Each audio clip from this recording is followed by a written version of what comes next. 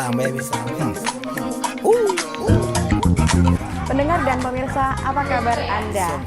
Nah, kalau berbicara tentang dunia buku atau pustaka, buku merupakan jendela dunia. Nah, saat ini saya sedang berada di Pinjam Pustaka, salah satu tempat yang penuh dengan ilmu di sini. Di mana Pinjam Pustaka ini tidak hanya anak-anak bisa membaca, siapapun bisa membaca di sini, tapi di sini banyak ilmu yang bisa kita dapat. Di sini juga ada bahasa Inggris gratis, matematika gratis, komputer, banyak hal ya. Dan salah satunya adalah debat dan juga public speaking. Nah, sahabat Beranda Astacita, seperti apa kegiatannya adik-adik remaja ini dengan debat ataupun juga public speaking, di mana salah satu ini cara untuk menumbuhkan rasa cinta tanah air dan juga bela negara. Yuk kita lihat.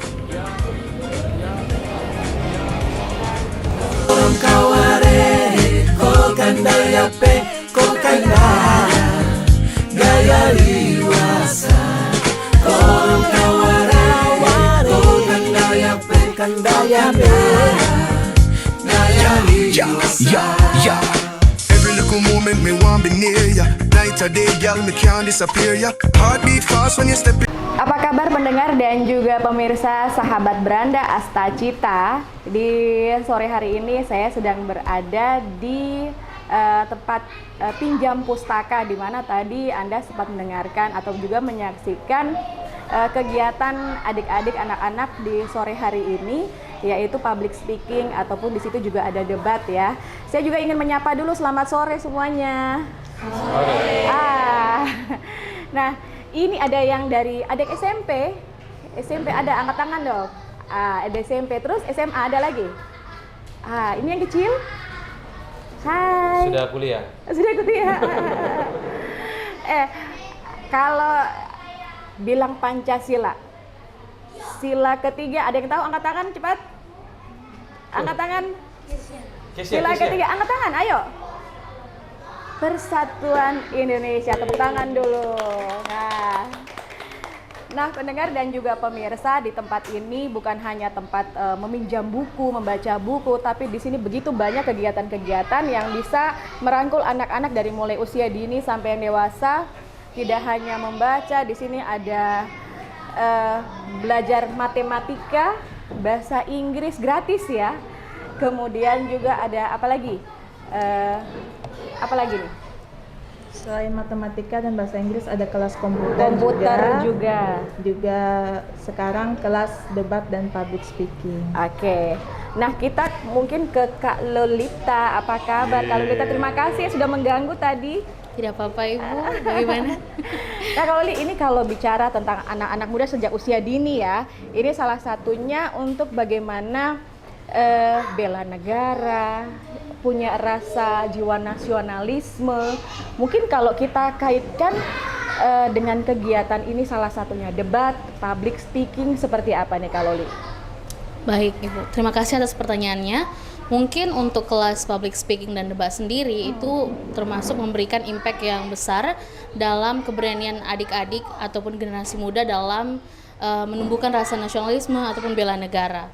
Di mana kita ketahui bahwa kegiatan public speaking ini ataupun kelas ini juga bertujuan untuk meningkatkan kepercayaan diri para adik-adik yang termasuk generasi muda Indonesia.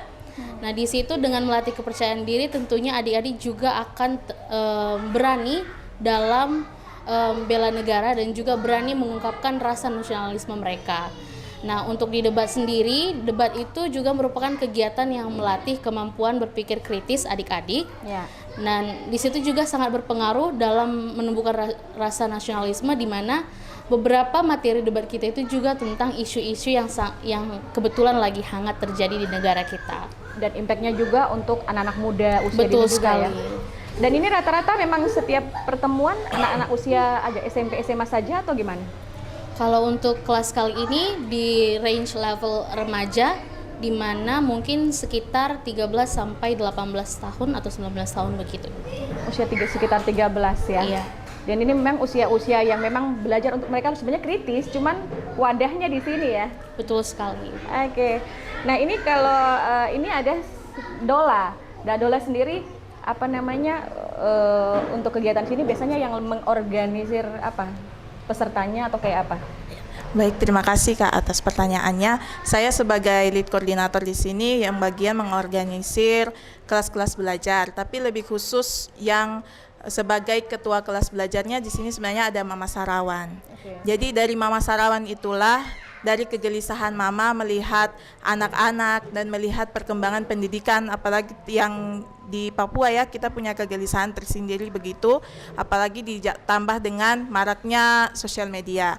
Nah, dari situ Mama mengusulkan ke Kadayu. Sebenarnya Mama kan sudah lama kenal sama Kadayu, kerja dengan Kadayu juga. Kadayu, bagaimana kalau kita buat kelas belajar? Nah, dari situlah mulai ada kelas belajar yang pertama matematika.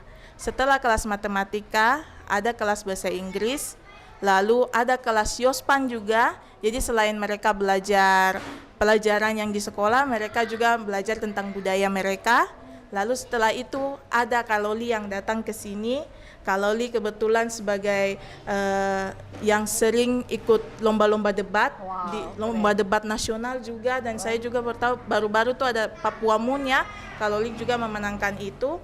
Jadi dari pengalamannya Kaloli berbagi sama adik-adik di sini bagaimana kita mencoba membuat argumen, menyanggah, dan juga dengan tema-tema tertentu yang tadi Kaloli sudah jelaskan. Itu pasti istilah yang mungkin public speaking dan debat itu pasti asing juga untuk adik-adik yang ada di sini dan jarang ditemukan di sekolah atau di tempat-tempat lain. Makanya Pinjam Pustaka menyediakan ruang ini, walaupun ruangnya kecil, tapi kita setting bagaimana supaya adik-adik nih bisa datang ke sini belajar sama-sama. Tidak hanya mereka yang baku kenal, tapi ada juga peserta dari luar yang masuk ke sini. Jadi campuran antara orang Papua dan bukan orang Papua juga bercampur di sini, belajar sama-sama di sini. Oke. Mas Dayu, ini kalau bilang tentang tempat baca, tempat pustaka di apa ya, komunitas-komunitas membaca, berapa banyak sih kalau di seluruh wilayah Sorong Raya ini khususnya ini? Iya, terima kasih banyak. Kalau di Sorong Raya memang saya kurang hafal ya, tapi sebagai contoh saja di Kota Sorong, kalau berdasarkan data tuh sekitar 15-16an ya taman baca yang ada. Dan juga seperti kita ketahui kan ada taman baca di kelurahan ya, atau sebutannya apa ya, kayak perpustakaan kelurahan. Itu kalau di total ada 22 sebenarnya. Gitu. Jadi di Kota Sorong sendiri cukup banyak jadinya ya, kalau dihitung dengan kehadiran ya? perpustakaan kelurahan, ada taman baca masyarakat. Tapi seberapa banyak masyarakat, terus anak-anak usia-usia ini yang bisa betul-betul memanfaatkan tempat baca atau perpustakaan nih? Iya. Sudah seperti apa itu sih, gitu? Itu menariknya ya. Nah, itu dia. Karena kalau di lapangan yang saya lihat adalah secara penyelenggaraan itu memang ada yang sangat rutin menjadi kegiatan mingguan, ada yang memang mungkin 2 mingguan, ada yang setiap sebulan sekali. Jadi ada variasi layanan yang berbeda-beda antar tiap komunitas atau antar tiap taman baca. Karena kan memang biasanya basisnya kan kerelawanan ya. Jadi kalau kayak ini, kalau Pinjam Pustaka itu kan kerelawanan, kayak Kakak Loli ini merelakan diri datang untuk saya, benar nanti bisa tanya. Karena di Kakak Loli yang datang, saya mau ngajar di sini. Mau ngajar apa? Bener ya? Betul, ini kalau tidak percaya tanya aja. Saya mau ngajar di sini. Ngajar apa? Ngajar debat. Gitu ya. Jadi kemudian kita pikir, oh ya, debat itu fondasi penting. Anak-anak remaja ini yang sekarang lihat-lihat saya ini nanti pada saat SMA dan kalau sudah lulus baru sadar bahwa kalau mau bekerja, kalau mau dapat pelatihan yang tujuannya nanti kan bekerja, dapat uang supaya bisa hidup, itu mau tidak mau, suka tidak suka, tidak mungkin diam-diam. Harus bicara. Karena kalau ada orang lain bisa bicara dengan lebih baik daripada kita, orang lebih mudah komunikasi dengan orang itu, peluangnya ke situ bukan ke kita. Maka begitu Kakak Loli datang, Kak saya boleh nggak ngajar? Oh boleh sekali, tapi basisnya sukarelawan. Oke. Nah balik lagi ke pertanyaan Kak Siska tadi, memang dia ada perbedaan variasi penyelenggaraan dari tiap komunitas. Kalau di sini saya yakinkan, nanti boleh tanya Kakak Loli sama Kakak Dola, tiap minggu banyak sekali kegiatan ya. Ya, bagaimana menurut Dola? Iya, dulu awalnya pinjam pustaka ini buka hanya di Sabtu dan Minggu, tapi sekarang buka 5 hari dalam 1 minggu. Jadi Selasa, ada Rabu, Jumat, Sabtu sama Minggu, dan itu semua diisi dengan kegiatan kelas belajar. Padat ya. Dan itu pesertanya luar biasa sekali, anak-anak minatnya luar biasa ya, seperti anak-anak ini ya. Oke, kalau Lilita tadi, iya, kenapa harus debat dengan public speaking yang untuk anak-anak ini mungkin sangat-sangat masih baru begitu? Seberapa pentingkah sih gitu? Baik, terima kasih Bu. Sebelumnya kenapa menurut saya debat dan public speaking itu penting? Seperti yang tadi saya sampaikan sebelumnya, itu bisa melatih kepercayaan diri adik-adik. Dan juga bisa melatih adik-adik dalam berpikir kritis, terutama mengenai isu-isu yang mungkin masih jarang mereka dengar, seperti isu-isu politik ataupun isu-isu bela negara dan sebagainya. Nah, kenapa ada sedikit kerisauan di dalam diri saya mengenai adik-adik yang mengenai public speaking dan debat ini? Saya sering mendapati ataupun saya sering mengikuti kegiatan ataupun perlombaan, baik itu sebagai juri maupun sebagai peserta, yang perlombaannya itu mengikutsertakan kemampuan public speaking maupun kemampuan debat di dalamnya, atau setidaknya kemampuan untuk berargumen. Nah, di mana saya melihat mungkin masih sedikit adik-adik yang merupakan adik-adik lokal dari Kota Sorong ataupun dari daerah Papua ini sendiri sebagai kontestan atau sebagai peserta. Jadi saya datang ke sini ingin membantu adik-adik untuk meningkatkan kepercayaan diri mereka, untuk memberitahu mereka juga kalau mereka itu bisa menjadi kontestan selanjutnya di masa depan, ataupun mungkin tidak terkhusus dalam perlombaan, tapi mungkin event-event yang memang ditampilkan di depan orang banyak, yang bisa membuat mereka itu mendapatkan engagement baik ke orang-orang besar yang ada di Sorong ataupun sampai tingkat nasional maupun internasional. Jadi lebih ke memperkenalkan adik-adik kepada dunia yang lebih luas terhadap cara berpikir dan wawasan yang lebih luas lagi. Seperti itu, Ibu. Wih, keren. Tepuk tangan dong buat semuanya, Kakak Lilita. Terima kasih. Ini luar biasa bisa ada tambahan kelas lagi di pinjam pustaka ini ya, Kakak Dola. Nah, mungkin pertanyaannya begini. Kadang-kadang orang bertanya pada kami, kenapa kelasnya banyak? Ada yang bisa jawab? Kenapa kelasnya harus banyak? Dola masih ingat nggak yang pernah saya cerita? Boleh cerita. Kenapa harus banyak? Harus banyak biar mereka semakin sering terpapar dengan belajar sama-sama. Semakin sering belajar, semakin sering mereka tahu mereka punya keinginan dan semakin kuat untuk mau mencapai mereka punya cita-cita begitu. Jadi tidak ada waktu untuk mereka bermain atau main-main TikTok. Jadi kita kita berusaha untuk supaya mereka terpapar dengan kebiasaan-kebiasaan yang baik gitu. Betul juga sih, karena tidak bisa dipungkiri ya, hal-hal itu sudah zaman sekarang udah bikin khawatir, risau. Iya, mungkin saya lengkapi ya. Jadi kalau ada banyak aktivitas, anak-anak ini dan kita semua bisa mencoba beragam hal. Kalau mencoba beragam hal, nanti ketahuan, oh Kakak Dayu sukanya yang A, tidak sukanya yang B, apalagi yang C. Nah begitu tahu yang suka A, maka kalau yang A itu dilakukan terus-menerus, dia jadi keahlian. Kalau dia jadi keahlian, maka orang akan cari yang ahli. Pada saat kita tahu kita ahli di bidang itu, kita pasti percaya diri. Kalau percaya diri dan bisa kita jaga tanggung jawab itu, orang pasti cari di mana-mana. Sebenarnya yang saya pikir begitu. Tapi memang dampaknya apa? Dampaknya memang nggak mudah karena tiap minggu pasti ada kegiatan. Saya beri contoh aja. Relawan kan akhirnya mengelola banyak kegiatan. Dampaknya apa, Mbak? Dampaknya adalah kalau relawannya banyak kegiatan dia handle, dia terbiasa, peluang kerja di Sorong menurut saya itu terbuka. Betul tidak Dola? Dola itu sekarang jadi pustakawan di salah satu perguruan tinggi di Sorong. Oke, keren. Kebayang kan? Dan itu peluangnya terbuka. Betul. Apalagi nih adik-adik ya. Jadi menurut saya kalau adik-adik dari sekarang nih sudah terbiasa lulus SMA harus bisa sekolah lagi. Harus punya Peluang-peluang pikiran. sangat besar sebenarnya zaman sekarang ya. Oke, dan selain itu juga anak-anak ini semenjak usia dini mereka sudah tahu nih, kadang-kadang anak-anak sekarang kan tidak tahu mau arahnya kemana nih, mau jadi apa. Tapi mungkin dengan diarahkan semua, kita jadi tahu potensi mereka si A, B, C, D ini semua potensinya ada di mana. Wah, luar biasa.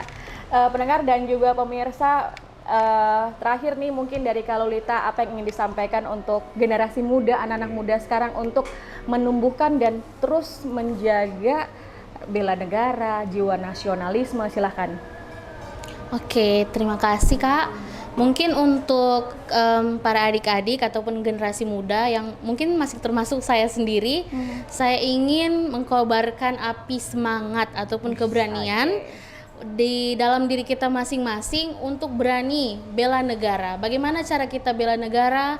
Mungkin dengan melalui diri kita sendiri, kita meningkatkan kemampuan kita, baik itu dalam hal akademik maupun dalam hal lain, yang dimana kita akan mengembangkannya hari demi hari dan bisa membanggakan negara ini.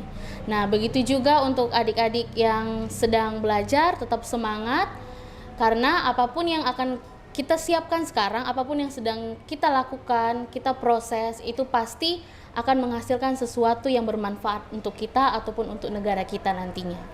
Begitu saja. Oke, dari Mas Dayu silahkan. Mungkin Lola dulu ya. Oh, Lola lagi. Lola dulu. Kesannya apa buat adik-adik atau buat kita semua ya? Ya, terima kasih. Tadi lebih lengkapnya sudah disampaikan oleh Kakak Loli juga. Kakak cuma titip pesan untuk adik-adik semua. Selama ruang ini masih ada, manfaatkan sebaik mungkin. Belajar dengan sungguh-sungguh. Kita mulai dari disiplin waktu, terus kalau waktunya belajar, fokus belajar baik-baik gitu. Karena memang dari belajar inilah yang tadi Kak Dayu juga bilang, semakin kita banyak mencoba, kita jadi semakin tahu kita punya kekuatan di mana. Dari kekuatan itu kita bisa juga cari peluang-peluang lainnya yang mungkin tidak ada gambarannya sekarang, tapi gambaran itu akan muncul ketika kalian sudah mulai terbiasa dengan mengasah kemampuan itu. Terima kasih. Kak Dayu silakan. Ya, mungkin bukan selama ruang ini ada. Kalau bisa ruang ini ada dan semakin bisa menjangkau lebih banyak remaja gitu ya, kemudian anak muda, supaya ruang-ruang seperti ini yang mau dukung adik-adik berkembang, merasa berkembang kan tidak selama di sini? Berkembang ya? Suaranya tidak kedengaran. Semangat dong. Berkembang ya. Jadi ada ruang untuk berkembang dan ruang itu ruang yang mau merangkul siapa saja. Jadi kami, kalau saya sendiri berharap adik-adik atau kami itu kemudian ketemu kekuatan. Karena kadang-kadang sampai tua kekuatan saya malah kekurangan semua. Padahal menurut saya pribadi semua orang tuh punya kekuatan. Cuman pertanyaannya kapan ketemunya? Ada yang nggak bisa ketemu. Jadi kalau adik-adik seperti ini, menurut saya dia akan lebih cepat ketemu kekuatannya karena kesadarannya tumbuh. Kalau kesadarannya tumbuh dan dia mau berlatih, menurut saya peluang apapun itu pasti akan datang. Saya beri contoh lagi biar gampang. Di sini saya walaupun jarang-jarang melihat secara langsung, tapi berinteraksi dengan beberapa, saya bisa tahu adik-adik ini ada punya kekuatan masing-masing, Mbak.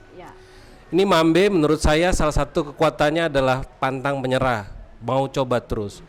Itu yang bikin sesuatu bisa berubah di masa depan. Satu hal lagi, dari adik-adik belajar ini ada yang dapat beasiswa, Mbak. Wow, luar biasa. Ya, itu nanti akan lanjut sekolah ke luar Papua. Keren. Tapi kadang-kadang kita merasa bahwa iya biasa aja. Menurut saya, sekali lagi adik-adik dan kita semua, pendidikan adalah salah satu jalan terbaik ya untuk mengubah apapun itu. Jadi harapannya ruang ini nanti lebih bisa menjangkau banyak orang, adik-adik ketemu kekuatannya, dan kita bisa sinergi dan kolaborasi dengan banyak pihak supaya kita bisa terus berkembang. Mungkin gitu, Mbak.